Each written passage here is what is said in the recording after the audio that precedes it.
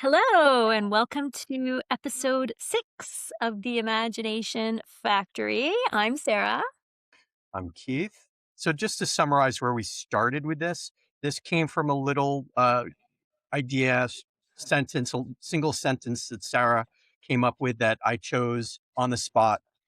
This story that we are working on is called The Door. It's like a horror story.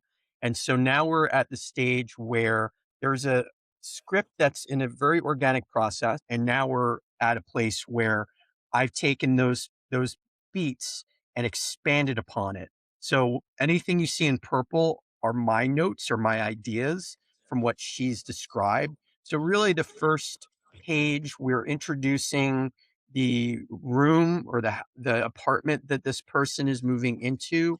They are aware that there's a layout to it that they it's not a surprise that there's a kitchen and there's a bedroom and a bathroom. What is a surprise is that there's a door that they don't know anything about. And so the first panel is going into the description. It's establishing the room. It's showing where the window is, that where the light is going to shine on this door that we're talking about. This dark, nefarious kind of door. Mhm. And I was thinking that during the day the window could be open, or the curtains can be pulled away, and at night maybe there's like a street lamp that Mm, shines a light through. So we control that light in a way, right? That's important to be able to I like figure out that. what the light is gonna look like early on so that we can not only block or stage where we want the eye to go, but also to figure out, like, where the light falls on the character and on the, boxes and on the, um, all of the TV, all of the things that are in the room, Mhm. which, again, it's something that if you're aware of it early on, you can manipulate the viewer to see things in a certain way. Even it may not technically be accurate, but you having that awareness is really important so you can lay those things early in this stage. Mhm. So I figured out in this on this page or in this room, sorry, that they're walking into from the hallway. You've got like the kitchen on the left, which is like an L shape, and there's a window above the sink, and that's where the light's going to mainly be coming in. There's like a fridge and a little um, pantry closet in the kitty corner to the left when they walk in, and the Mhm. door, everything that is can be opened door wise is opened, except for that one door. So it's very. I just want to make that Mhm. clear in this description that the maybe the pantry doors, those folding, like, Yep. doors, it's open, and then you scan across to opposite of the entry door, a little bit parallel to it, maybe a little bit askew from it, is that ominous door that's locked, and then, keep on going towards the right, and on the opposite side of where the kitchen and the window is, you have your bedroom door, which is open, and then Mhm. right next to that, there's like a closet again, one of those little folding closet doors, and that's going to be open. And then you're going to have a bathroom that's open. And on the wall of where this person that we're calling Sam just walked in, Mhm. is going to be where the TV is going to be located. There's going to be a TV that essentially this person has very minimal furniture. Yeah. They've got a bean bag, they've got books, they've got a plant, maybe maybe like a bookshelf, Mhm. and then the TV, and this is like an old style TV with the antennas.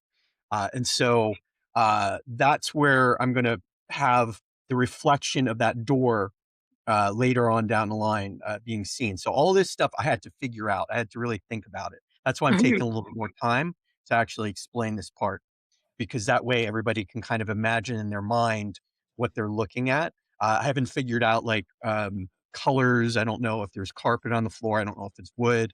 I don't know if the wall has any kind of like if it's just a plain painted wall, or if there's like peeling, Mhm. some kind of something, a design on the wall. I don't know any of that yet. That those are things we can think about later on. But for now, this is what I've figured out for this room that this person's walking into. And now we're going to be uh, closing in on this person. I would say we would call it a close up, which is usually the ability to be able to see the person and their emotional state. And Mhm. so in panel two, they're seeing the door for the first time and they're carrying a box. And so that image of them kind of maybe it's an over the shoulder shot, which means that we see the viewers behind them a bit. Uh, these things may change, but for now, that's how I'm envisioning it. Mhm. Panel three, Sam I think, the way I'm imagining it is that Sam is actually at this door now, pulling at it, like yanking at it, Yep. and the angle that it's gonna be at, I'm almost thinking it's gonna be, like, almost from the door's perspective, like, a Mhm. little bit off the shoulder of the door. The door is a character in this, so, because I'm gonna use that shot a couple of different times, and it's like an action shot. Just imagine, like, the person's, like, yanking at the Yeah. door. They've entered the kinetic energy of them, like, with their legs, spread out to really make sure they've got a firm hold on the floor, and they're Mhm. just yanking. So that's what I'm imagining for panel 3. Panel 4, it's a medium close-up of, the, Sam character looking confused. So they're on the phone, with the landlord and asking question about the door. They don't have a key, and the landlord's like, "What door?" So that's why they're confused in this panel. And then Mhm. panel 5, um, I'm thinking that I don't know, I want them almost to be distracted Mhm. because, uh, you're saying, the character's saying, "No, there's never mind." I'm Mhm. almost thinking that maybe, there's a knock on the door to the apartment, Yeah, uh, something that and they're draws waiting their up for attention. pizza. Yeah. So it distracts him from that Mhm. momentary, like, "What do you mean you don't know anything about the door?" And then somebody distracts him from that thought, and so they maybe it just flits out of their mind. So Right. panel 6, then we've got, the person, Sam, with actual pizza in their mouth, and the box is open, so they're kind of, like, holding it. I'm gonna see if I can figure out a way to block it so that just imagine, like, how like, a box kind of almost creates, like, a right angle, and the Mhm. pizza maybe is in their mouth, and so maybe we can create, like, a blocking so we see the door through that, Ooh, I right? like that.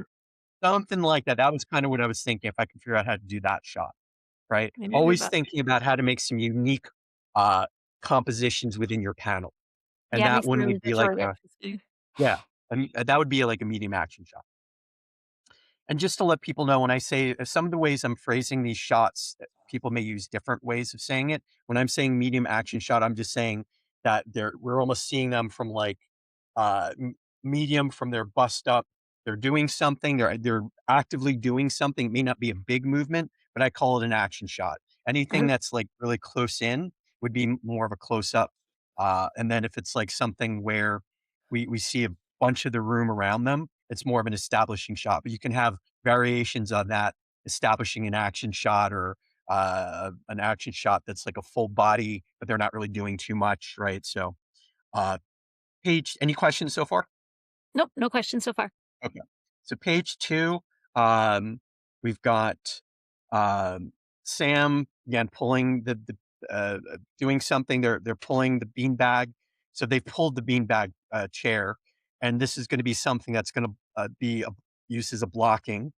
And then we've got, panel 2, where they are now on the ground sitting on that, beanbag, and, um they're essentially, uh, pointing, like, their remote, like an old style remote at this old 80s style TV, and we can see the reflection of the door in the TV. It's like a bit like the tube of the TV from the Yep. if prior to flat screens, they used to have, like, a more of, like, a roundish curve to them, so the Mhm. door is gonna be, in that almost fisheye, I and love that. then um, panel 3, uh, we're gonna have a closer up of Sam cocking their head slightly, towards his shoulder as if they're about to look over their shoulder. So they're not facing the door, but they're kind of like they're about to maybe turn, but they're saying to themselves, "Don't," right? Mhm. Like, kind of like they're going, I don't want to get drawn into whatever is going into my whatever imagination is starting to flare up in my head, I don't wanna Yeah. get drawn into it, Yeah, I love it. right? Um, and now panel 4, this may or may not work, but I was thinking it'd be kind of interesting to actually have an extreme close-up of their eyes seeing the TV and the door in it, Mm, right?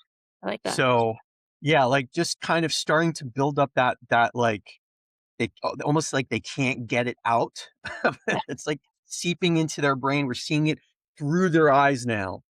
Well, it's Um, giving the door that personality we've talked about, right? That it's almost like yeah, it's now, getting right into his subconscious by doing nothing other than existing. So, yeah. yeah. And then, panel 5, so the sound of the chair as you're getting up, it's making that screw sound. Initially, I was like, "Oh, maybe that's like a farting sound," but then I was like, "Nah, I don't know if we wanna interject too much humor into this."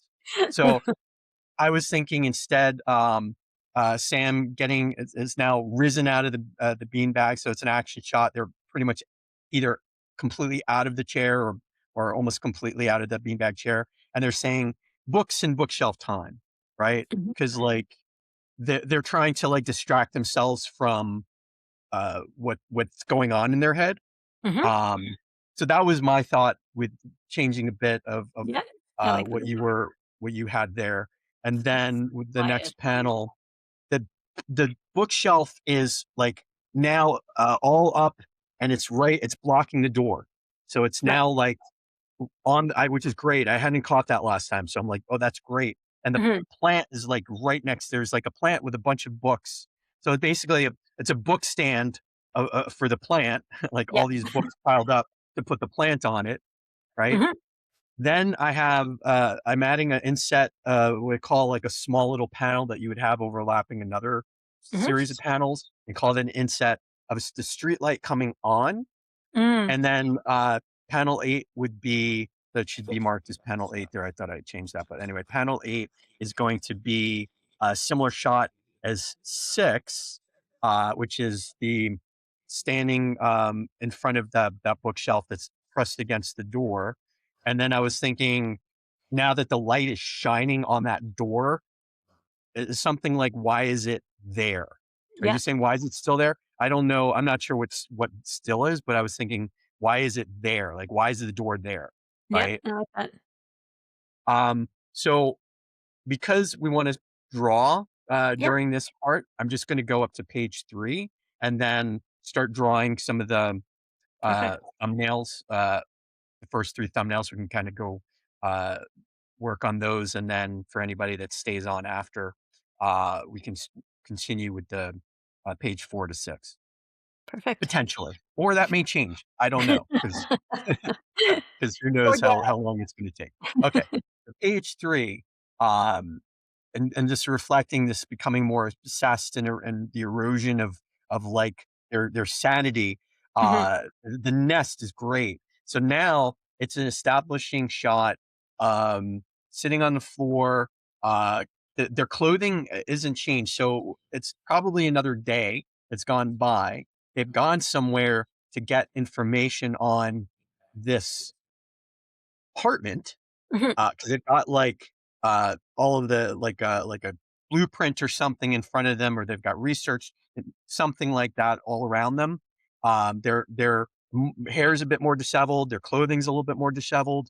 The plant, that was on that other side of the door is starting to wilt a little bit, but the bookcase has been ripped down, and there's now books all over, like, the you can see the bookcases, like, to the sides, kinda, like, knocked out, like, the wasn't neatly moved. It was, like, Right. pulled down. This person is starting to really lose this, lose their, mind a bit. And then, panel 2, everything that was there worked really well. Um, panel panel 3, similar panel to page 1 where they're on the phone.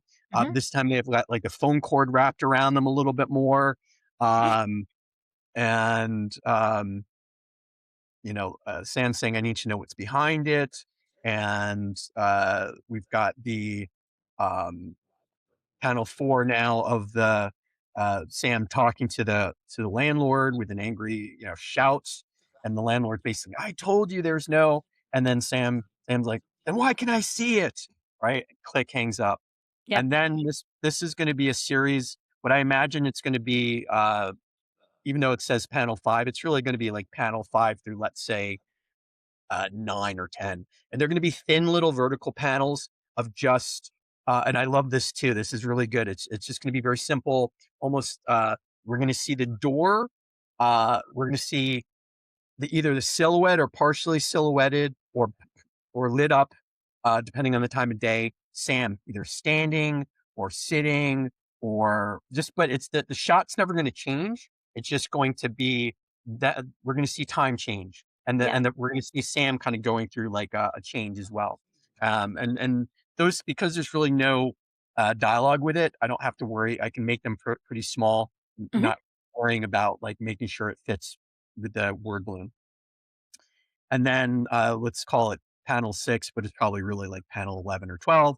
Uh, so Sam presses an ear to the door, listening too hard. So I'm basically, I like that the doing that, but you said, "I know you're in there," and I said, "What's in there?" Now, Mhm. my question for you is, and I'm not sure if we can do this or not, but is there an imaginary conversation that Sam's having, thinking that they hear something talking to them through the door?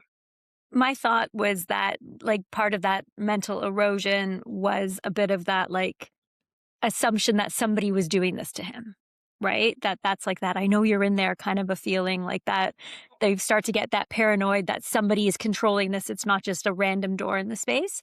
The dialogue Mhm. is by no means necessary, I think it's implied by the ear to the door does the same effect, right? Because they're listening, which implies that they assume that they're hearing something on the other side of it. So even if they don't say anything, I think that the idea that they're starting Mm, to, like, hear voices now because they've really just become so vested into this problem, I don't think the dialogue's necessary. yeah. So you're right, or maybe even, like, if we were to say something, it could be "Hello?" Yeah. Or something like Yeah, it but could be we can see if it feels like it needs something, but the visual might be strong enough without that. You get that feeling that they're like, Mhm. like, "What's happening behind you?" Like, "You're laughing at me," kind of a thing. So, Okay. alright, I'm gonna stop sharing this because that was the end of 3 so that you can start looking at things. That's great though. All of the stuff that you are suggesting makes total sense. And they're great progressions. I love also starting with so much description of the space because that's going to impact so much, right? So off the top being like, here's exactly what the room looks like is incredibly helpful for visualizing it. Yeah, and I started to actually, now that I actually know what it looks like, it's much easier for me to figure out what the blocking is, and that's Absolutely. also, having drawn this character, uh, and figuring out, like, what that emotional state is of how crazy this is starting to drive them, and how they're, Yeah. like, breaking things and, like, pulling their hair and stuff like that. That all gives me an idea of, like, just how to make this character act, right? Yeah. It's And, the true descent into madness in a couple of pages. exactly, exactly, and I think that's around page 3 to page 4. So where Yeah. we just left off, and we're gonna really start to see it build. Yeah. Um, okay, so here we have the thumbnails. I had started, now that I've gotten a better idea of what we're gonna be doing here, I'm going to refer back to my notes. So one of the things I'll do is I'll read a script and I'll just read it, for the enjoyment of it. Then what I'll do is I'll read it again and start to think about, like, some visual ideas I'm getting from it. At that point, I might start putting some notes, or I may just, like, do little Uh-huh. doodles or something. And then once I'm, like, dedicated into doing the thumbnails, I will, start to, like, I'll either do the thumbnails first and then add notes after, so that I can, basically describe what I just drew. So, because a lot of my thumbnails are just so, rough, you can't really tell what they are. So I'm looking at the script, and we have 6 panels here. Now, I know that the room is probably gonna be, or the first panel is probably gonna be fairly big because Uh-huh. of, how much we're gonna have to show in there, and I haven't quite figured out, like, is it gonna be like a bird's eye view? But I know that we wanna be able to see, like, in the corner, there's gonna be like some kind of V shape, or I'm sorry, L-shaped kitchen. There's going to be in the corner, as I mentioned, there's gonna be like the, refrigerator and like a folding, those folding door, or closets or whatever, but you're gonna be able to see Mhm. into it. And then you've got this here where we've got this door lock. So if I really want to see the whole thing, I would actually have to, as much as that's not a, I don't mind that, but I think I really would need to actually look down almost as if the person, the person's entering, we're almost looking straight down on them. And then, maybe we see that there's a door, you know, there's a closet that's kind of open. There's another door. There's this closet. I'm sorry, there's the door directly in front of them. There's the kitchen here with the window. Again, this may not, I'm probably not going to use this, but it gives me a much better idea of like where everything is located. There's So, something neat about the bird's eye view, I'd never thought of that, but it gives a different level of creepiness as well because 'cause it's got that does it?